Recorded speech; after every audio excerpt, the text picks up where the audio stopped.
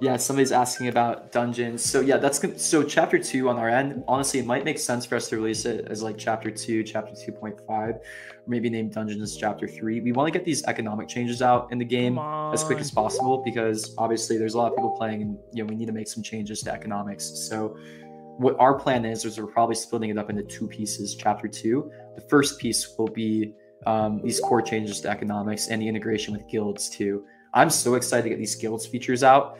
I don't think Ronin Network is ready for social fi, and like what that means. But that's gonna be really exciting when we get that out. We're gonna get. I think we're ready. I think we're ready in terms of being able to handle the transactions and all that.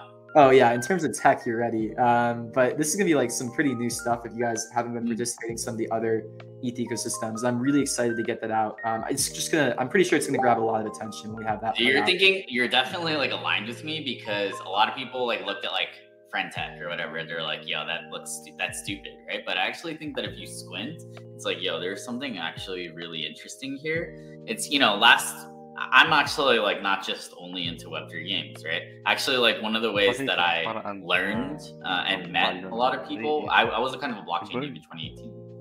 And I actually became like a DeFi influencer in the first early days of DeFi with like Synthetics and MakerDAO.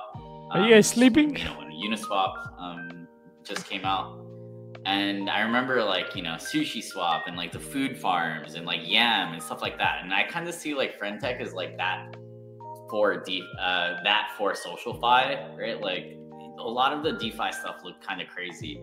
But now it's just like foundational, kind of almost cookie cutter, almost boring kind of infrastructure that we take for granted, right? So I think that there is actually a lot to be discovered or a lot to be explored when it comes to social gamification and tokenization. We are back at daily routine tayo, guys. So, ika-4 na araw ngayong January. So, 2024. Welcome 2024. Once again, welcome sa ating mga viewers dyan, sa mga new subscriber. Thank you so much for subscribing. Sa aking mga kaibigan dyan sa YouTube, mga kaibigan ko sa Facebook, sa Twitter, at sa TikTok. At ayan, welcome kayo ngayon ulit sa aking YouTube channel and this love story here. And ang topic natin ngayon ay tungkol sa massive wipeout o liquidity ng mga retailer. Sobrang bumaba yung price ni Bitcoin, so affected tayo, guys. Badly affected yung berry natin. So hindi siya bad news. Actually, for me, it's a good news for me, guys. Kung tutusin, it's a good news kasi makakapasok tayo sa pinakamurang halaga o sa pinakamurang price ng BTC, sa pinakamurang price ng berry. Tingnan natin ngayon na recap lang tayo ngayon, guys. So, itong technical analysis ko tungkol kay berry is matagal na to. So around 2023 pa to, December 25 something or 24. Yan, guys, kung makita nyo, no?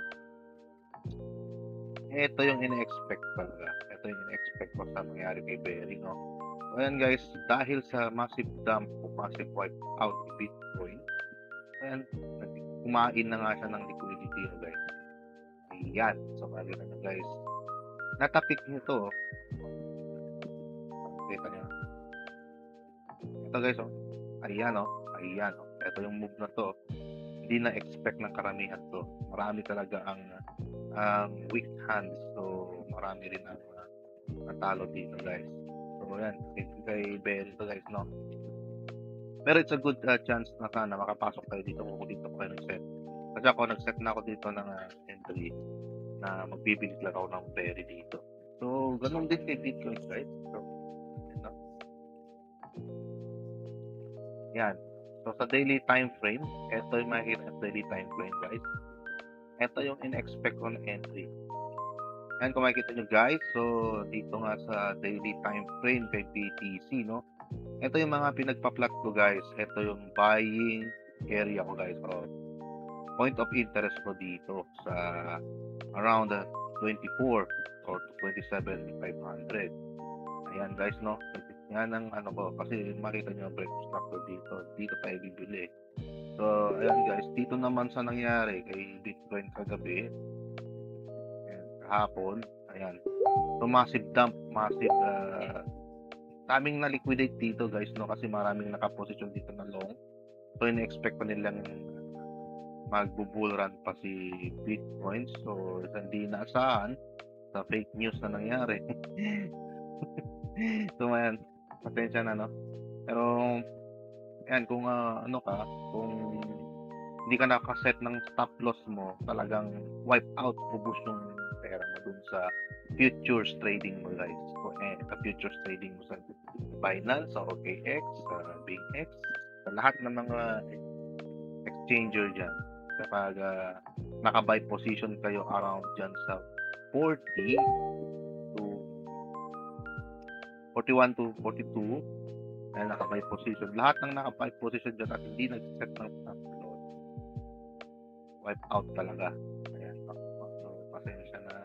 Ganoon talaga sa trading, may nananalo, may natatalo. So kung makikita nyo guys, nag-set ako ng point of interest o fair value gap dito banda guys sa range na to guys, no? 43 to 44. So in-expect pa natin magdadump pa siya, kakain pa siya dito ng fair value gap banda rito. So pag totally nag full body dito, nag-cross na dito ng full body, pure ball na change of character na yun tayo guys, no? Bear market ulit. So hopefully not naman. So ngayon, sa tingin ko, ginawa lang yung fake news para makapasok yung mga market maker. So tingnan natin sa 4 hours, no? Ayan, no? So yan. Nakita nyo na. Clear na clear. Ano nangyari? Talagang hinain lang dito mga retailer natin, no? So wala tayong magawa. Yun talaga. So buti na lang yung stop loss ko dito, di pa nakain. So yan, kawawa yung iba. So yun talaga sa trading guys, may nanalo, may nanatalo, ganun talaga. So kailangan maingat ka lang at learn from your own mistake lagi. Kasi ako actually guys, 3 years ako matatalo sa mga trading ko guys. Pero sa ngayon guys, masasabi ko, nakakabawi-bawi na ako ngayon sa akin mga trades dahil experience na rin. So back to the game guys, dito sa Pixel. Good day sa lahat ng mga Pixel farmers dyan, sa non-VIP at VIP. Ayan, sa mga kaibigan ko sa Facebook. Ayan, sa mga Pixel family ko dyan. Ayan, sa Good Gamer. Ayan. Ayan, so much. Natap nyo ako. Friends ko dyan. Guildmates. Lahat ng mga naglalaro ng Pixel.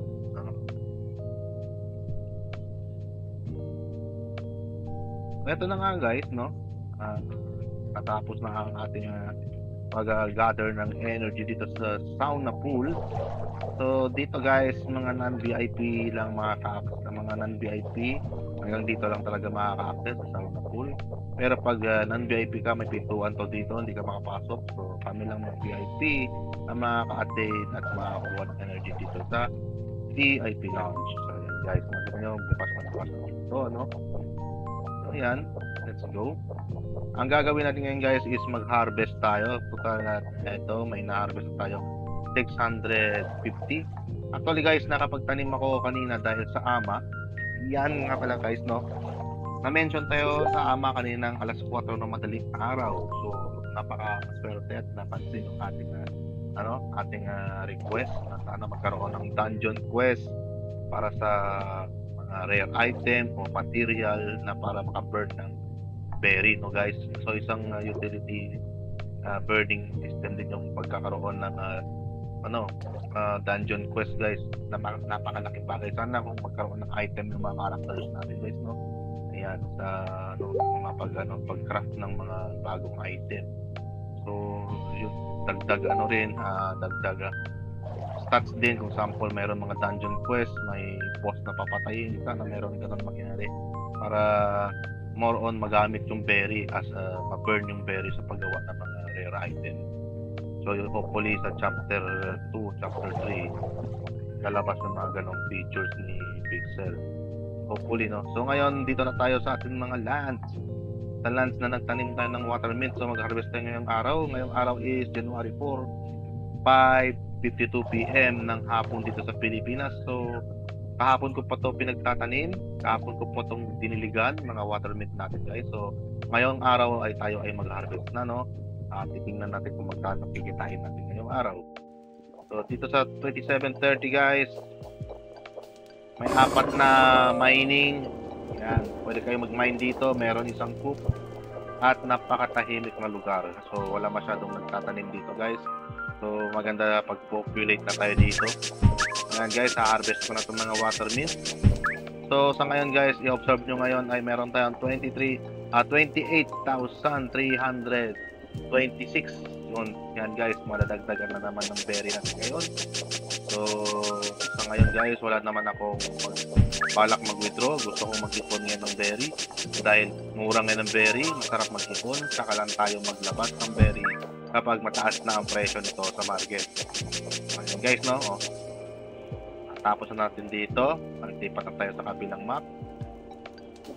Dito naman tayo sa 3803 kung saan dito ako nagwa-wine making. So dito guys, meron ditong 4 na winery. Isang fall chicken, pwede kami lagyan ng chicken dyan. 4 na winery, isang windmill. So yan, ang ganda guys. And dito guys, pwede kayong mag-ano ng mga puno, no? Mag-chop ng puno, magpapa-level up kayo ng itong forestry. Pwede kayong magpa-level up ng forestry dyan, no? So ayan, harvest natin itong watermint natin dito sa map 3803. Ang sarap mag-harvest. At doble na naman ang berry natin. At marami na naman tayo po-collect na berry na pwede natin gamitin sa pag-buy and sell. So ayan guys, bukod sa pagbebenta at pagtatanim, nagbebenta ako sa marketplace guys. Buy and selling, buy low, sell high, ganoon lang ginagawa ko para mas mabilis mag-generate ng berry. Bukod sa pagtatanim, pagpa-farm. So next time naman, balak ko na rin magpa-level up ng ating cooking or etong woodwork guys. Yeah. Ito sa woodwork kasi plano kong gumawa ng mga small storage chests kung saan pwede mo ilagay yung mga excess o extra material or item doon sa storage na yon, at exclusive sa'yo lang yon, privately. So sa ngayon, umaasa lang tayo sa libreng storage chest doon sa post office at saka sa Mocha Burst at saka doon sa Drunken Goose. So doon lang muna tayo ngayon nag-store ng mga free storage natin guys. Ayan guys, natapos na tayo dito sa land 2074. Dito sa land 2074, watermint, pwede kayo magtanim.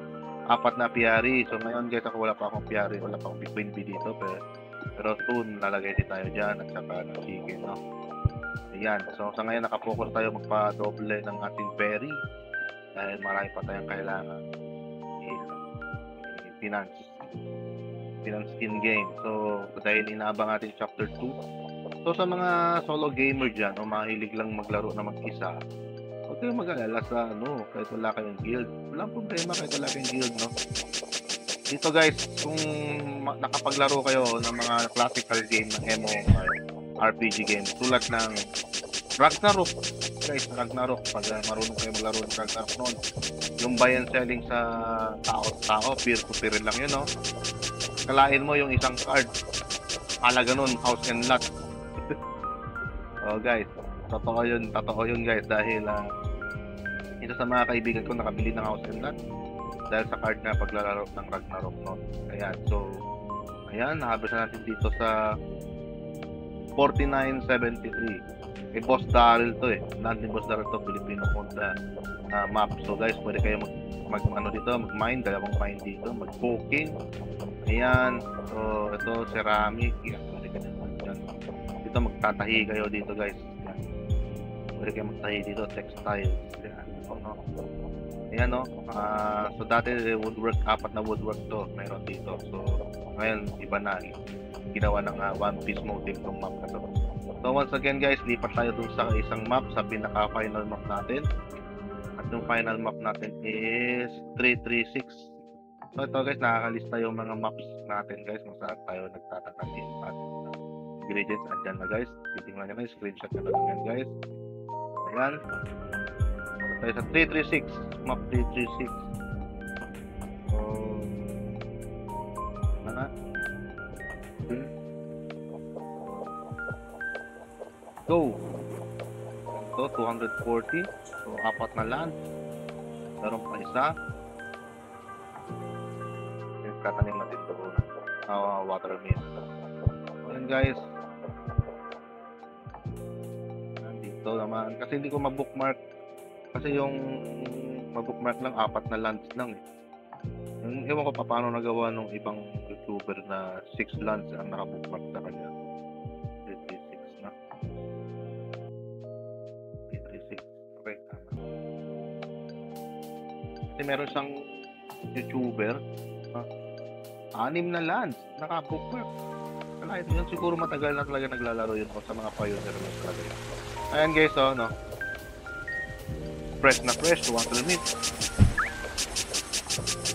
Ayan, so na-harvest na natin ang mga watermelon natin sa 5 lands. Ayan, no? Kita nyo, no? Fresh na fresh. Fresh na watermelon.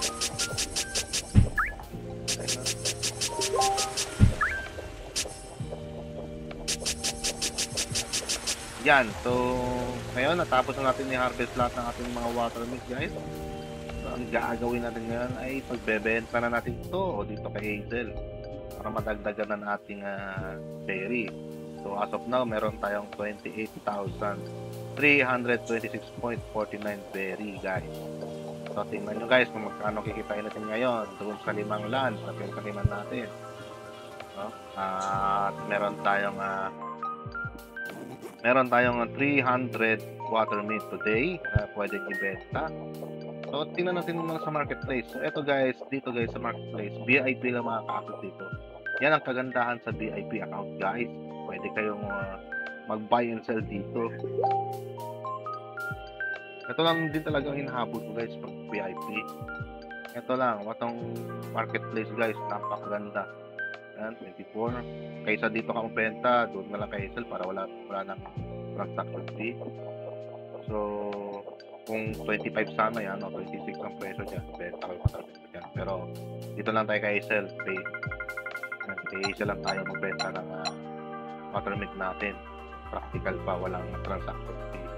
So, ayan guys, tingnan nyo, obserbahan nyo, watermelon natin, meron tayo 300 dahil sa 5 lands na napagtaniman natin kahapon. So, yan. Ayan guys, kung makikita nyo, so harvest 7,200 in 2 days. Ayan guys, sarap yan, no? So, ibenta na natin para madagdagan ang ating berry. Ayan, so thank you. Ayan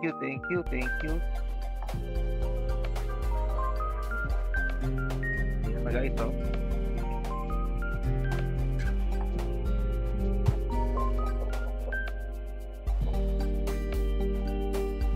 As you can see guys, meron na tayong 35,526.49. So today guys, meron tayong 35,526.49. Ayun. So, ngayon guys, maraming salamat guys. Maraming salamat sa lahat ng viewers ko, sa mga followers and subscribers ko. Maraming salamat guys. Hanggang dito na lang tayo ulit. This Love Story signing out.